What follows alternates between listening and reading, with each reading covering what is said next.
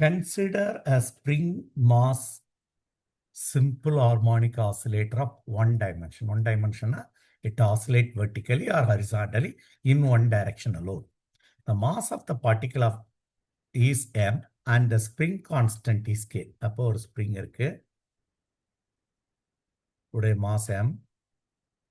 உடைய spring constant k.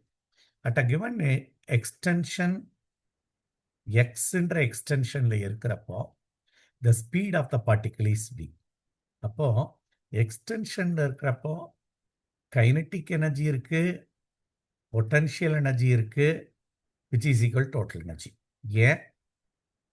At the given instant, the extension of the spring is x. Speed of the particle is v. Set.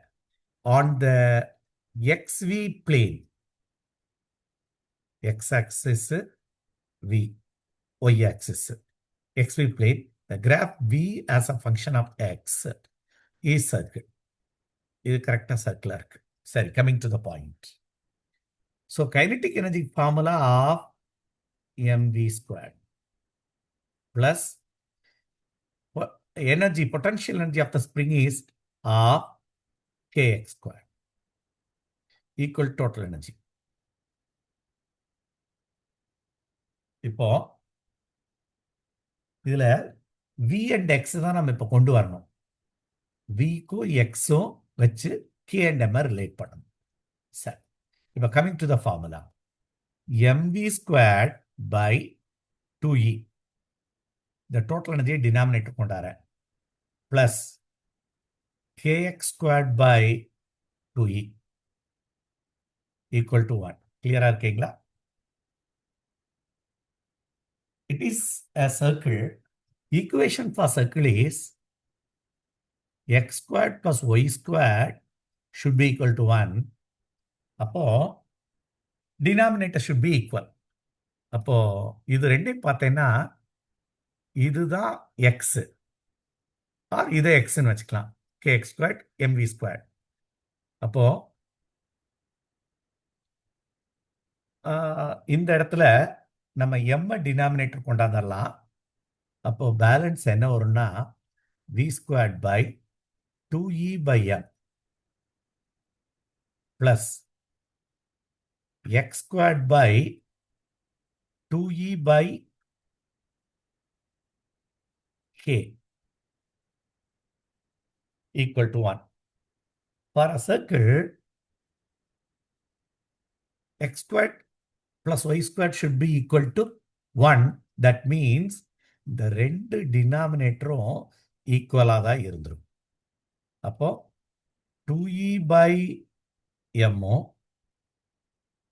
2e by k equal. அப்போ m will be equal to k is the answer for this question. வேற மெத்தட்லையும் போடலாம். சர்க்கிளுக்கான equation வியும் எக்ஸும், இது x இது v, v squared plus x squared ஒன்றுன்னா ஒன்றுட்டு இருக்கு. அப்போ these two should be equal, denominator should be equal. 2e by m 2e by k should be equal. 2e t cancel ஆச்சுன்னா m should be equal to k. That will be the relation. மொத்தத்தில் m is equal to k நம்ம அழகாகவும் போடலாம். t equal to 2 pi into root of m by k வா.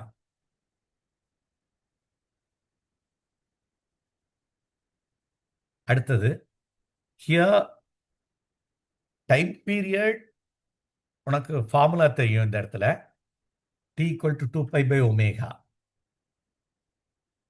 Omega இங்க வந்து v equal to r omega, v by r is constant equal to constant. அதை வச்சு இங்க போட்டேன்னா m is equal to k வந்து சேர்ந்துடும். அதே தான், t will be equal to 2 pi by omega, omega will be 1. அப்போ 2 pi cancel ஆகி m will be equal to k வரும். இந்த மெத்தடில் தான் போடுறாங்க. எனிவே இதை நம்ம கொஞ்சம் திங்க் பண்ணி போட்டால் இந்த சொல்யூஷன் அட்டைன் பண்ணலாம்.